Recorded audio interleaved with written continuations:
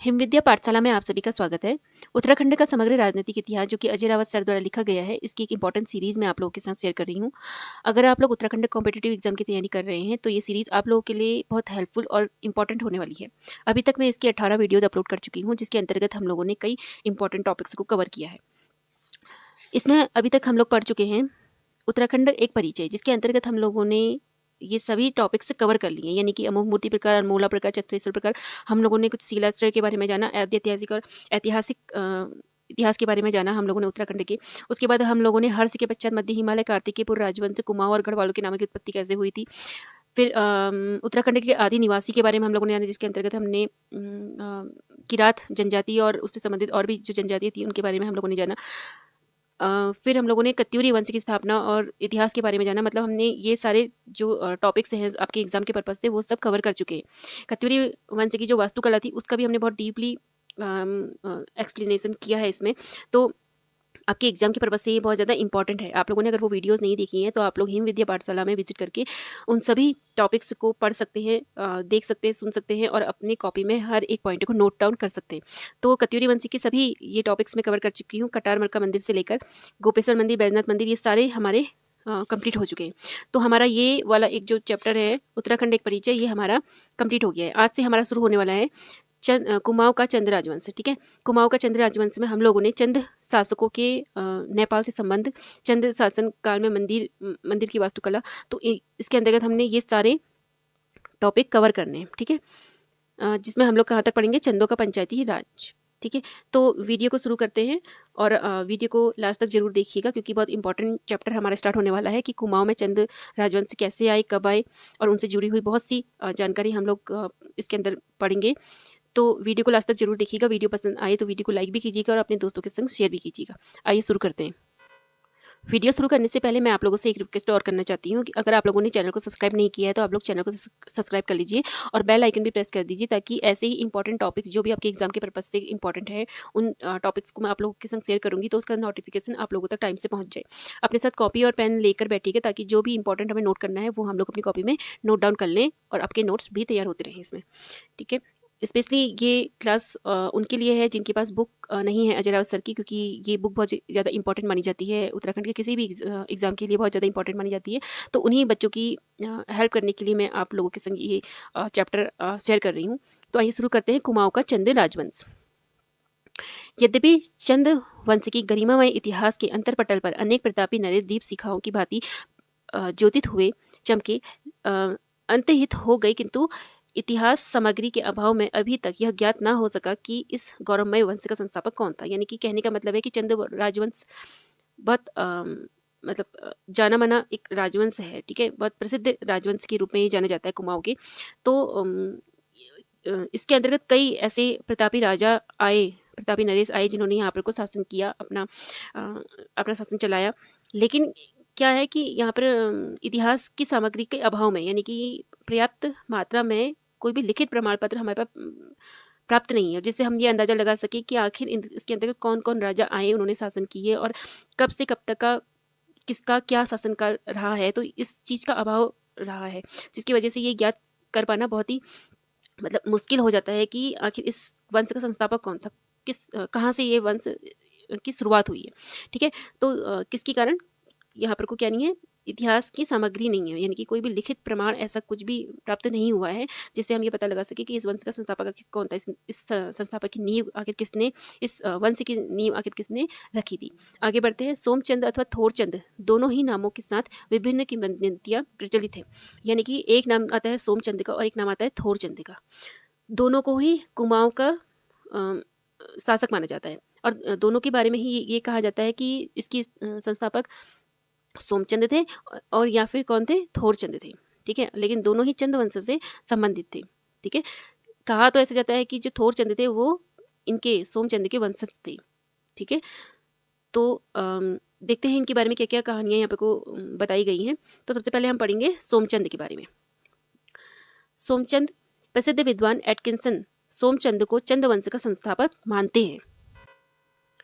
Atkinson कौन है, पहले हम ये समझ लेते हैं। प्रसिद्ध विद्वान एटकिंसन ऐसा मानते हैं कि सोमचंद जो है वो चंद वंश के संस्थापक है। लेकिन पहले एटकिंसन कौन है ये जान लेते हैं। सोमचंद ब्रिटिश काल के विद्वान है, प्रशासक और इतिहासकार के रूप में जाने जाते हैं। इनका पूरा नाम कभी-कभी पूछ लेता है एग्जामिनर कि एटकिंसन का पूरा नाम क्या है? एटकिंसन का पूरा नाम है एडविन थॉमस एटकिंसन। ठीक है, आप चाहें तो अपनी कॉपी में इसे नोट डाउन कर सकते हैं।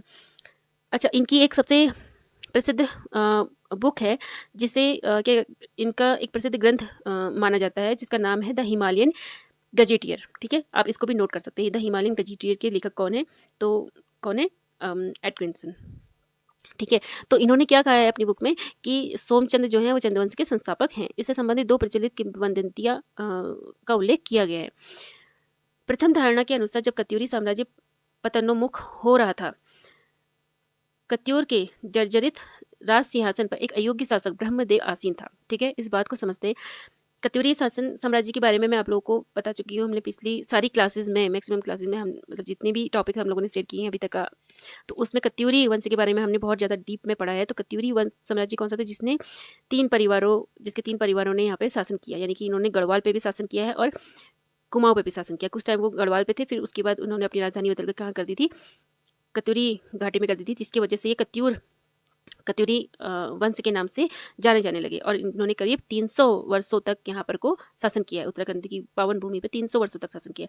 अब इन्होंने 300 वर्षों तक जहाँ पे शासन किया है, तो इसका मतलब ये तो नहीं है कि इसमें कोई भी कमज़ोर राजा रहा होगा। सभी राजा अपने आप में एक अपनी अपनी जगह पे एक ऐसे प्रसिद्ध राजा के रूप में उभर के आए जिन्होंने अपने जो वंश था उसको कभी भी, अपने वंश और अपने शासन को कभी भी विराम नहीं दिया। लगातार उन लोगों ने काफ़ी मेहनत की अपने शासन के पीछे, और जिसकी वजह से उन्होंने अपने साम्राज्य का क्या विस्तार किया था। ठीक है, लेकिन उसके अंतर्गत क्या कह रहे हैं, पतनोन्मुख हो रहा था, यानी कि कत्यूरी साम्राज्य क्या हो रहा था?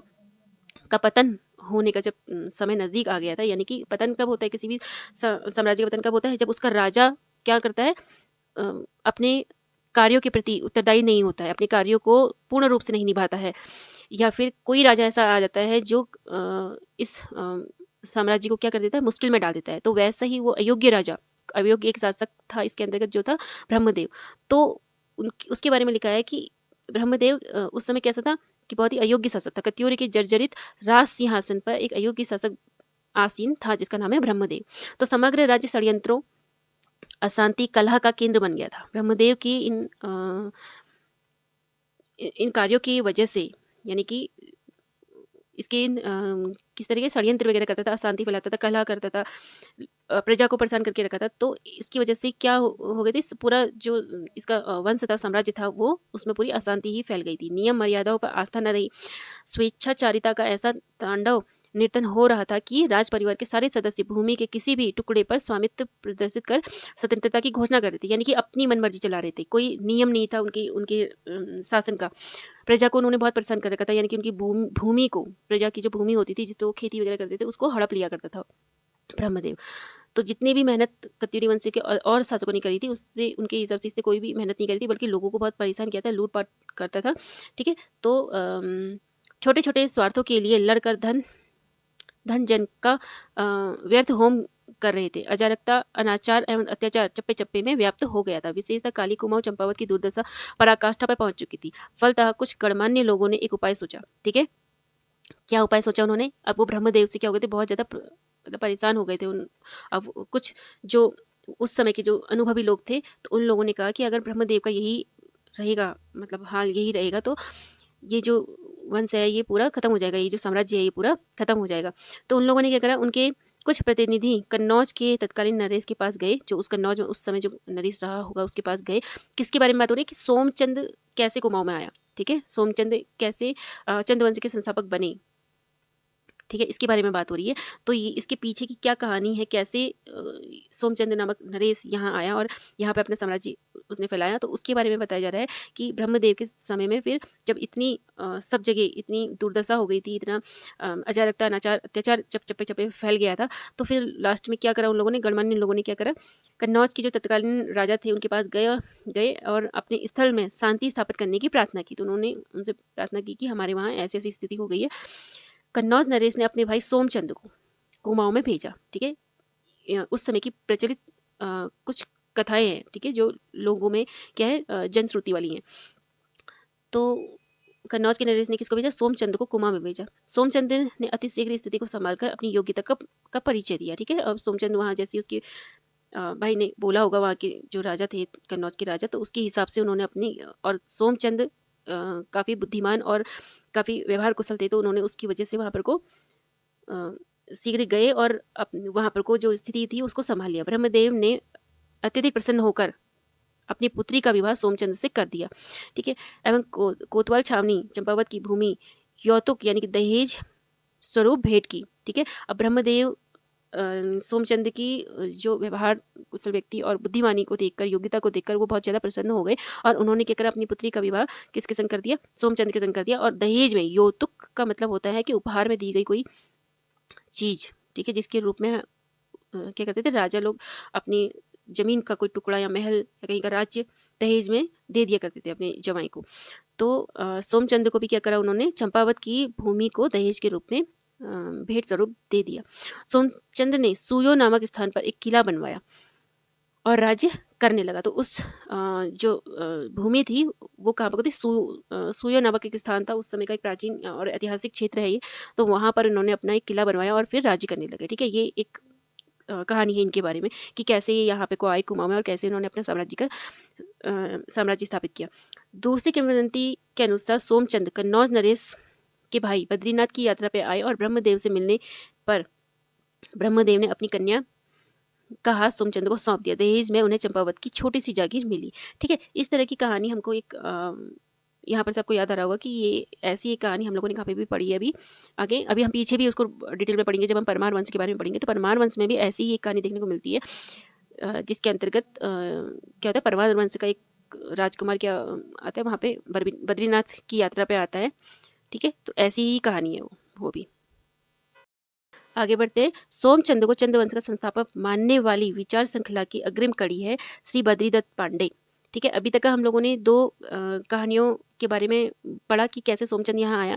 तो अगली जो एक सोमचंद के संस्थापक की सोमचंद ने चंद्रवंश की जो स्थापना की और सोमचंद को चंद्रवंश का संस्थापक मानने वाली जो एक विचार श्रृंखला है, तो उसमें बद्रीदत्त पांडे जी जो बताते हैं, हम उसको पढ़ते हैं कि वो क्या कह रहे हैं। ठीक है, तो कत्यूरी नरेशों के अत्याचार से पीड़ित होकर कत्यूरी नरेशों के अत्याचारों से पीड़ित होकर इस प्रदेश में कुछ निवासी झूसी के राजपुत्र श्री सोमचंद को यहाँ लीवा लाए। ठीक है, यानी कि कत्यूरी नरेश, बात बिल्कुल सेम है, एक ही बात को दूसरी तरीके से घुमाकर बता दिया गया है कि कत्यूरी नरेशों के अत्याचार, जो कत्यूरी जो नरेश थे उसमें जो जब कत्यूरी काल जब पतन की ओर था, तो उस समय के जो राजा थे, उस समय के जो नरेश थे, वो मतलब और जो प्रसिद्ध राजा कत्यूरी वंश में हुए, तो उनके अनुसार बहुत ही अत्याचारी टाइप के थे।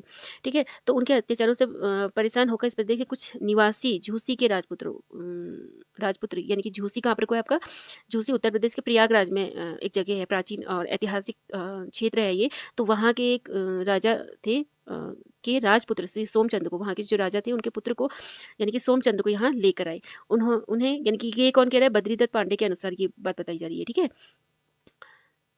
तो उन्हें यहाँ जनजीवन, रीति रिवाज आदि से पूर्णतः परिचित कर बलवान, नीति कुशल एवं कूटनीतिज्ञ बनाकर कत्यूरी राजाओं के एक पदाधिकारी गंभीर देव की कन्या से परिणय करवाकर चंपावत का शासक बना दिया गया। ठीक है, बात उसमें भी सेम ही थी, थोड़ा सा क्षेत्र का अंतर आ गया है और थोड़ी सी कहानी में थोड़ा सा बदलाव आ गया है, लेकिन शादी किसके संग हुई? यहीं के राजा के बेटे के साथ ही शादी हुई। दोनों कहानियों में अगर आप लोग इसको थोड़ा सा कंपेयर करके पढ़ें, तो दोनों ही कहानियों में क्या हुआ था कि सोमचंद थे वो दूसरे जगह से यहाँ पर को आए थे, और किस लिए यहाँ पर को कत्यूरी जो नरेश थे उनके अत्याचारों से पीड़ित होकर, दोनों ही कहानियों में कोई अंतर नहीं है मतलब। तो उनके अत्याचारों से परेशान होकर सोमचंद को यहाँ लेकर आए थे। अब सोमचंद को ही क्यों लेकर आए? क्योंकि ये बहुत ही प्रतापी और क्या थे? विद्वान थे, काफ़ी कार्यकुशल व्यक्ति थे, एक राजकुमार थे, जिसकी वजह से इनको यहाँ लेकर आए और लोगों को ऐसा लगा कि यही जो है अब हमारे क्या करेंगे, हमारे राज्य की रक्षा करेंगे। तो उनको वहाँ लाकर उनके सारे रीति रिवाज बताए गए, वहाँ नीति कुशल बनाया गया, कूटनीतिज्ञ बनाकर क्या करा, वहाँ की जो पदाधिकारी थे गंभीर देव, उनकी पुत्री के संग उनकी शादी करवा दी गई और चंपावत का उनको शासक बना दिया गया। ठीक है, एक दिवस सोमचंद को ज्योतिषियों ने भाग्योदय होता उत्तर की यात्रा का सुझाव दिया। सोमचंद सौभाग्य अर्जन हेतु बद्रीनाथ की यात्रा पर चल पड़े। कत्यूर का शासन तंत्र उस समय ब्रह्मदेव के हाथ में था। ठीक है, वे सोमचंद्र से इतने प्रभावित हुए कि उन्होंने अपनी एकमात्र कन्या का विवाह सोमचंद्र से कर दिया। सोमचंद्र ने चंपावत में एक सुदृढ़ दुर्ग की रचना की अथवा परिश्रम कर एक सशक्त राज्य की स्थापना करी। ठीक है, ये दूसरी कहानी है। यहाँ पर तक दूसरी कहानी थी, यहाँ पर तक दूसरी कहानी, यानी कि अलग अलग कथाएं वहाँ पर को प्रचलित है। अलग अलग जनश्रुतियों के अनुसार ये बताया गया है कि सोमचंद्र बाहर से आए थे और उनकी राजा की कन्या के संग विवाह होने के कारण उनको यहाँ का राजा बना दिया गया था। थोरचंद अथवा थोहरचंद अथवा थोरचंद के चंद वंश के संस्थापक होने के पक्ष में केवल 2 प्रमाण प्राप्त हुए हैं। एक report on Kumaon and Garhwal. किसकी बात हो रही है? अब थोरचंद की बात हो रही है। आगे हम लोगों ने पढ़ा कि थोरचंद और सोमचंद में से कौन चंद्रवंश का संस्थापक है। तो सोमचंद के बारे में तो काफ़ी प्रमाण दे दिए गए हैं, लेकिन थोरचंद के बारे में सिर्फ 2 ही प्रमाण प्राप्त हुए हैं। और किसके अनुसार? Report on Kumaon and Garhwal. ठीक है, 1813, जिसकी रचयिता है श्री डब्ल्यू फ्रेजर। इन्होंने श्री हर्षदेव जोशी के विवरण के आधार पर लिखा है। किसके आधार पर? श्री हर्षदेव जोशी। ये नाम बहुत ज़्यादा इंपॉर्टेंट है, चंद्रवंश से और जो नेपाल के नरेश है उनसे जुड़ा हुआ नाम है ये। कौन है हर्षदेव जोशी? चंद्रवंश के पतन के महत्वपूर्ण जो पतन काल था उसमें सबसे महत्वपूर्ण भूमिका निभाई थी। यानी कि जो चंद्रवंश का पतन हुआ था उसमें सबसे बड़ा हाथ हर्षदेव जोशी का था। इन्हीं की वजह से आगे इनके बारे में हम डिटेल में पढ़ेंगे। जब हम गोरखा काल के बारे में पढ़ेंगे तो इनके बारे में हम डिटेल में पढ़ेंगे। तो इन्होंने क्या किया था? इन्होंने नेपाल के संग संबंध बनाए और उनको मतलब यानी कि गोरखाओं के संग संबंध स्थापित करे और उनको क्या कहा कि आप लोग क्या करो, कुमाऊं में आक्रमण करो। ठीक है, यहाँ पर को अपना शासन का अपना साम्राज्य का विस्तार करो। तो ये थे मुख्य मतलब जी महत्वपूर्ण जो भूमिका इन्होंने चंद्रवंश के पतन के काल में निभाई थी। ये कुमाऊं के एक मतलब एक प्रभावशाली मंत्री और राजनीतिक सलाहकार थे। ठीक है, इनका पद क्या था कुमाऊं में? कुमाऊं के चंद राजवंश में इनका पद था एक प्रभावशाली मंत्री और राजनीतिक सलाहकार के रूप में इन्होंने कार्य किया था। ठीक है, इनके बारे में हम आगे में डिटेल में पढ़ेंगे। तो इन्होंने जो डब्ल्यू फ्रेजर है उन्होंने क्या किया था? श्री हर्षदेव जोशी के विवरण के आधार पर, जैसा इन्होंने बताया था कि उसके आधार पर इन्होंने क्या लिखे थे कि चंद्रवंश के प्रथम राजा का नाम थोरचंद था और 16-17 साल की उम्र में यहाँ आए थे। यानी कि हर्षदेव जोशी ऐसा कह रहे हैं कि सोमचंद नहीं थे इस वंश के संस्थापक, बल्कि कौन थे? थोरचंद थे, और वो 16-17 साल की उम्र में यहाँ पर को आ गए थे। दूसरा प्रमाण है किंगडम ऑफ नेपाल। ठीक है, सन 1881 में फ्रांसीसी हैमिल्टन ने जयदेव त्रिपाठी के पुत्र कनक निधि प्रेम निधि के साक्ष्य से लिखा है कि राजा थोरचंद ने झूसी से आकर नेपाल के किसी राजा के यहाँ नौकरी की। जयदेव उनके साथ थे। यह राज्य करवीरपुर के राजा के अधीन था। यानी कि उस वक्त जो नेपाल का एक राजा था वो करवीरपुर के राजा के अधीन था। ये वाला क्षेत्र कौन सा? जो चंपावत वाला क्षेत्र है वो नेपाल के एक नरेश था, उसके अधीन में था। ठीक है, राजा थोरचंद एवं जयदेव त्रिपाठी ने अपने अन्य लोगों को बुलाकर करवीरपुर के राज्य को आक्रांत कर चंपावत में कुमाऊं का राज्य स्थापित किया। इस बात को हम लोग समझ लेते हैं, जैसे चंपावत वाला जो राज्य था पहले मतलब गोरखा काल में या फिर चंद वंश के समय जो चंपावत वाला इलाका था वही इलाका सिर्फ वही क्षेत्र कुर्मांचल के नाम से जाना जाता था। ठीक है, आज के समय में पूरा कुमाऊं को कुर्मांचल के नाम से जाना जाता है, लेकिन उस वक्त सिर्फ इसी क्षेत्र को कुर्मांचल का नाम दिया गया था। तो बाद में जब यहाँ पर का जो राजा धीरे धीरे उसने जब अपने राज्य का विस्तार किया तो धीरे धीरे फिर और क्षेत्रों को भी कुर्मांचल नाम दिया गया। ठीक है, तो अभी के लिए हम ये समझ लेते हैं कि उस समय जो नेपाल का नरेश यहाँ पर को राज्य करता था और जब थोरचंद यहाँ पर को आया तो उसने कुर्मांचल के नाम से इसको स्थापित किया। ठीक है, कनक निधि और प्रेम निधि त्रिपाठी ने इस घटना का समय 350 ईस्वी पूर्व बताया है। ठीक है, किसने? कनक निधि प्रेम निधि, किसके? जयदेव त्रिपाठी के जो पुत्र हैं उन्होंने ये घटना कब की बताई है? 350 पूर्व की बताई है। और ये बात किसने बताई है? हर्षदेव जोशी ने बताई है। ठीक है, थोरचंद से संबंधित उपयुक्त दोनों विवरणों का अन्य साक्ष्यों के प्रकाश में अध्ययन करने पर ज्ञात होता है कि चंद राजाओं की प्राप्त 3 सूचियों में थोरचंद के राज्यारोहण की प्राचीनतम संभावित तिथि 1262 है। यानी कि थोरचंद का जो मतलब राज्यारोहण हुआ था उसकी संभावित तिथि कितनी है? 1262 ईस्वी। ठीक है, जबकि 1223 ईस्वी में प्रसारित बौद्ध राजा काचित देव के ताम्रलेख में कुर्मांचल में सोमवंशियों की पूर्व उपस्थिति का पूर्ण विवरण प्राप्त होता है। यानी कि काचित देव कौन थे? एक कुमाऊं के एक प्रसिद्ध राजा थे जो बौद्ध धर्म का बहुत प्रचार प्रसार करते थे, यानी कि बौद्ध धर्म के बहुत बड़े अनुयायी थे। ठीक है, तो इन्हीं की वजह से कुमाऊं में बौद्ध का प्रचार प्रसार हुआ।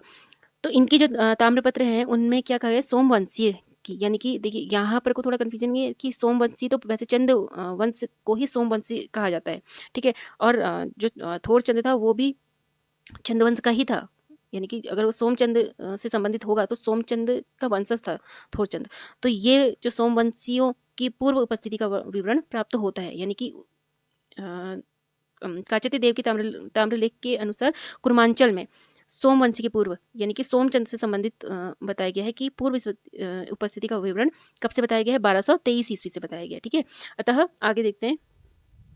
अतः हर्षदेव जोशी चंद राजाओं के चाहे कितने भी निकट संपर्क में हो, काचती देव के ताम्रपत्र के विवरण के आधार पर उनके द्वारा प्रदत्त इस विवरण का विश्वास नहीं किया जा सकता, ठीक है। जो काचती देव के जो ताम्रपत्र मिले हैं उससे यह बात बिल्कुल भी क्या हो जा रही है, इस पर विश्वास नहीं कर पा रहे हैं कि थोरचंद पहले आए थे।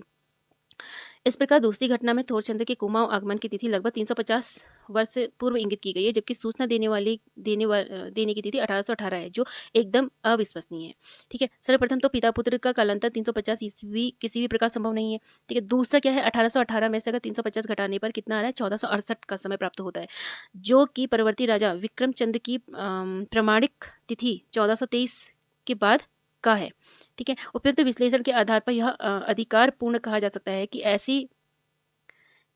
ऐसी परिस्थितियों में थोरचंद को चंद वंश का संस्थापक ठहराना बिल्कुल अनुचित है, ठीक है। यानी कि हर्षदेव की जो बात है वो पूरी तरह क्या है, गलत है। सोमचंद का चंदवंश के संस्थापक के रूप में संभावना पर विचार करने के लिए भी यह आवश्यक है कि सोमचंद की से संबंधित घटनाओं एवं प्रचलित कहानियों का गंभीर विश्लेषण किया जाए। सोमचंद से संबंधित घटनाओं से जो मुख्य समस्या उत्पन्न होती है, अब सोमचंद से जो संबंधित जो घटनाएं हैं उनसे भी थोड़ी बहुत मतलब इस टॉपिक को मतलब उनके शासनकाल का समय कब से कब तक है, कौन से समय में वो आए थे, तो इसको समझने में भी क्या हो रही है, थोड़ी समस्या उत्पन्न हो रही है। क्या है कि कत्यूरी राजा ब्रह्मदेव तथा सोमचंद का संबंध है एक तो, ठीक है। दूसरा क्या है, सोमचंद की उत्तर यात्रा, सोमचंद के कुर्मांचल आगमन का समय, यानी कि सोमचंद कुर्मांचल में कब आए वो, और कत्यूरी राजा ब्रह्मदेव के साथ उनका संबंध। तो ये दो चीज़ें क्या कर रही है, थोड़ा सा इनके समय काल को समझने में थोड़ा कठिनाई उत्पन्न कर रही है। आगे बढ़ते हैं। यानी कि थोरचंद की जो हर्षदेव जोशी ने जो बताया था कि थोरचंद प्रथम जो चंदवंश के संस्थापक हैं, तो वो पूर्ण रूप से क्या हो गई, अस्पष्ट साबित हो गई, यानी कि मतलब पूर्ण रूप से प्रमाणित नहीं हो पा रही है। तो इतिहासकार किसकी ओर जा रहे हैं, सोमचंद की तरफ को जा रहे हैं कि सोमचंद ही क्या होंगे, इसके इस वंश के संस्थापक होंगे। क्या ब्रह्मदेव कत्यूरी एवं सोमचंद समकालीन थे? समकालीन मतलब एक ही काल के थे। पंडित बद्री दत्त पांडे एवं एटकिंसन सोमचंद की कुर्मांचल आगमन की तिथि 700 ईस्वी पूर्व 700 ईस्वी तथा 953 ईस्वी मानते हैं। यदि ब्रह्मदेव को सोमचंद का समकालीन मान लिया जाए तो सोमचंद की तिथियों को ही ब्रह्मदेव के शासन की तिथि भी मानना होगा, परंतु साक्ष्यों के आधार पर ये तिथि उचित प्रतीत नहीं होती। Doctor DC. सरकार ने कत्यूरी सम्राट ललित सूर्यदेव को संभावित शासन काल उनके पांडुकेश्वर ताम्रपत्रों के आधार पर 9वीं शताब्दी का तृतीय एवं अंतिम चतुर्थांश में सम्राट ललित सूर्य के पुत्र सम्राट भूदेव का शासनकाल निर्धारित किया गया है, ठीक है। तो जो ललित सूर्यदेव की जो पांडुकेश्वर से जो ताम्रपत्र प्राप्त हुए हैं उसमें क्या दिया गया है कि 9वीं शताब्दी के तृतीय तथा अंतिम चतुर्थांश में सम्राट ललित सूर्यदेव के पुत्र भूदेव के शासन काल के बारे में बताया गया है। उनका विश्वास है कि 8वीं तथा 9वीं शताब्दी में यानी कि 790 से 832 ईस्वी तक सम्राट ललित सूर्य के पिता इष्टगढ़ देव, ठीक है, ललित सूर्यदेव के पुत्र कौन थे, भूदेव थे, और उनके पिता कौन थे, इष्टगढ़ देव थे, ठीक है। इनके पिता और उनके पितामह मिंबर देव, कहीं पे को निम्बर देव लिखा है, कहीं पे को मिंबर देव लिखा है, तो आप लोग इसे चेक कर लेना। पितामह निम्बर देव कत्यूर में शासन कर रहे थे, ठीक है। कौन शासन कर रहे थे, जो ललित सूर्यदेव के जो पिता हैं मतलब पितामह हैं वो कत्यूर में शासन कर रहे थे, ठीक है। डॉक्टर सरकार द्वारा निर्धारित सम्राट ललित सूर्यदेव के शासनकाल को स्वीकार करने पर पंडित बी.डी. पांडे द्वारा निर्दिष्ट सोमचंद के कुर्मांचल आगमन की तिथि 700 ईस्वी के आसपास कुछ अनुचित प्रतीत हो रही है। साथ ही ललित सूर्यदेव के पांडुकेश्वर ताम्रपत्रों एवं उनके उत्तराधिकारियों के पांडुकेश्वर और बागेश्वर शिलालेखों से ज्ञात होता है कि ब्रह्मदेव कत्यूरी तथा ललित सूर्यदेव के पुत्र सम्राट भूदेव के मध्य सलोणादित्य, इच्छरहाट देव, पदमठ देव, सुरभिक्ष राजदेव और देवपाल देव आदि 6 कत्यूरी राजाओं का राज्यकाल आता है, जिसमें प्रथम 5 राजा सम्राट की उपाधि से विभूषित हैं। इस आधार पर ब्रह्मदेव का संभावित शासन काल स्थूल रूप से 11वीं शताब्दी के किसी समय का माना जा सकता है। इस दिशा में यह आवश्यक है कि सोमचंद के कुर्मांचल आगमन को भी 11वीं सदी में ही माना जाए। यानी कि सोमचंद अगर ब्रह्मदेव अगर दोनों समकालीन है तो ब्रह्मदेव को किस शताब्दी का माना जा रहा है? 11वीं शताब्दी का। तो यानी कि अगर वो समकालीन है तो फिर सोमचंद को भी 11वीं शताब्दी का माना जाए। यानी कि 11वीं शताब्दी में वो क्या है, कुर्मांचल में आए थे।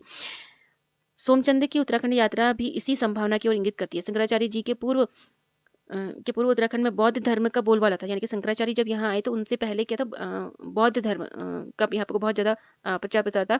राजा कृतराज देव का ताम्रपत्र इसका प्रमाण है। यानी कि क्योंकि जो कृतराज देव थे वो क्या थे, बौद्ध धर्म के अनुयायी थे। उन्होंने यहाँ पे कोई इसका बहुत ज़्यादा प्रचार प्रसार किया था। तो इन ताम्रपत्रों से पता चलता है कि शंकराचार्य से पूर्व क्या था, बौद्ध धर्म का बहुत ज़्यादा मतलब यहाँ पे को प्रभाव था।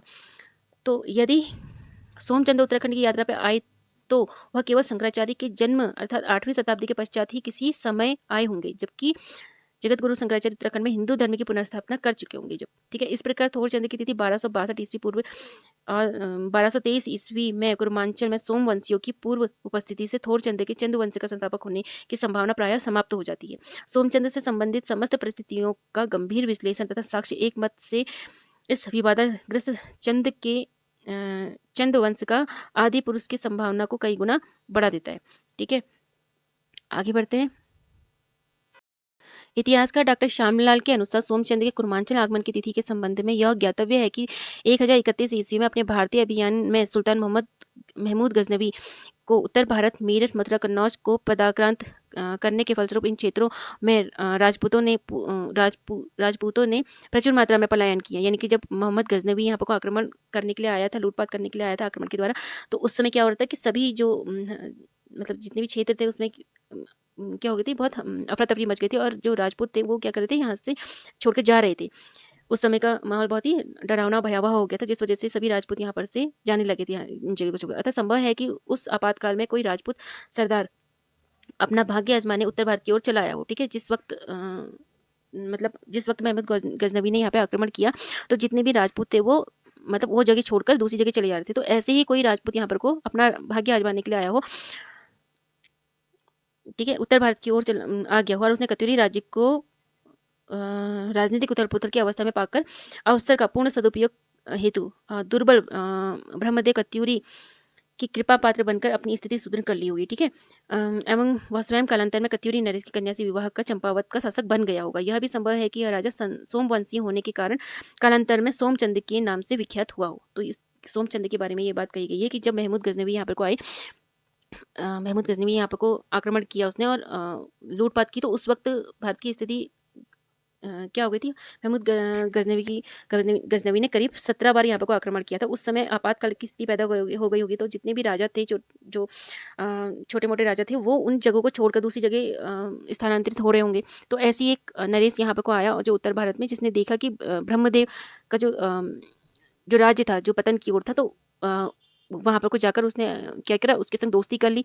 दोस्ती करने के बाद उसके सारे राजपाट पे अपना मतलब देख रेख करी होगी, जिसकी वजह से फिर उसने प्रसन्न होकर उसके संग अपनी बेटी का विवाह कर दिया होगा। और वो सोमवंशी थे, यानी कि जो चंद वंश होता है वो सोमवंशी भी कहलाता है। तो सोमवंशी होने के कारण उसको सोमचंद का नाम दे दिया गया होगा। ठीक है, तो अभी तक हम लोगों ने यहाँ पर कोई इतनी चीज़ें समझ ली हैं। आगे हम सोमचंद की तिथि के बारे में हम पढ़ेंगे। ठीक है, तो उम्मीद करती हूँ आप लोगों को इसके बारे में थोड़ा बहुत क्लियर हो रहा होगा। आगे हम बहुत सी चीज़ें इस पर कवर करेंगे। तो वीडियो को लास्ट तक देखने के लिए बहुत बहुत धन्यवाद। और वीडियो अगर पसंद आए तो इसको लाइक जरूर कीजिएगा, अपने दोस्तों के संग शेयर जरूर कीजिएगा। आज के लिए बस इतना ही, धन्यवाद।